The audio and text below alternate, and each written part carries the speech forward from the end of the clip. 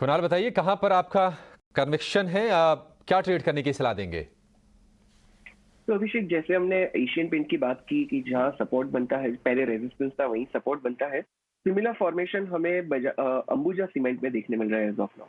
ये देखिए, ये काउंटर बहुत सारी बार 480s के लेवल तक आता है और वहीं से बाउंस लेके फिर से 520 530 तक चले जाता है। तो I think this counter edge of now is making good base formation. Risk reward ratio बहुत ही फेवरेबल है।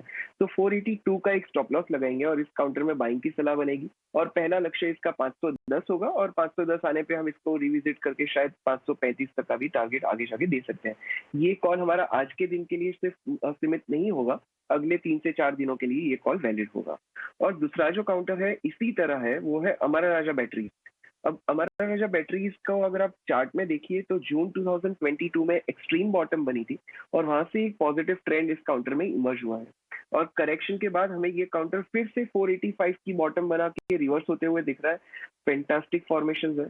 482 के स्टॉप लॉस पे अमर राजा में भी बैटरीज में भी बाय किया जा सकता है। और इसका हम टारगेट पहले 510 का रखेंगे और फिर से ये भी काउंटर हम रिविजिट करके 535 तक के लक्ष्य ला सकते हैं। तो दोनों काउंटर में स्टॉप लॉस सेम लेवल पे है और टारगेट भी सेम लेवल पे है।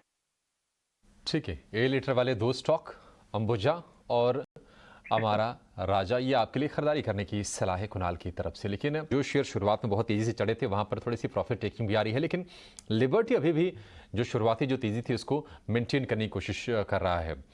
कुणाल, आपसे समझना चाहेंगे कि देखिए पहले हमने देखा था कि मिर्ज़ा इंटरनेशनल में बहुत ही एक तेज़ रफ्तार आई, पैसे कई गुना लोगों के बने वहाँ पे। उसके बाद अब लिबर्टी देखिए महीने भर के अंदर ये शेयर डबल हो गया है।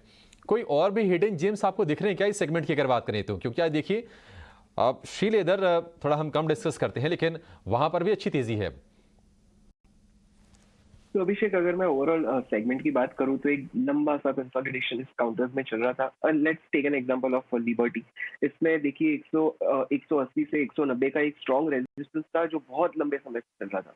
जैसे ही ये क्रॉस हुआ, काउंटर ने सीधा 400 का लेवल दिखा दिया और एज ऑफ नाउ अभी भी तेजी बरकरार है। अब इस काउंटर्स में सिर्फ एक ही तकलीफ ये होती है कि जब इतनी बड़ी रनअप आ जाती है तो हमें ट्रेलिंग स्टॉप लॉस लगाना भी दिक्कत हो जाता है। और आज के दिन में जैसे गैप अप होके थोड़ा बहुत प्रॉफिट बुकिंग भी दिख रहा है। I would really not find out any stock in this entire segment. सिर्फ इसी का रीजन एक ही होगा कि मुझे इसमें कंफर्ट थोड़ा कम आता है और जब इतने बड़े से रनअप आ जाते हैं तो रिस्क रिवॉर्ड रेशियो बहुत ही अनफेवरेबल हो जाता है। और इसमें से कभी कभार हम we get stuck by adding at the peak level. So I would avoid this segment for time. ठीक है, तो बड़ी तेजी के बाद अभी इसको फिलहाल इससे दूर रहने की सलाह है। लेकिन हम देख रहे हैं कुणाल की कंजम्पशन स्पेस की अगर बात करें, क्योंकि देखिए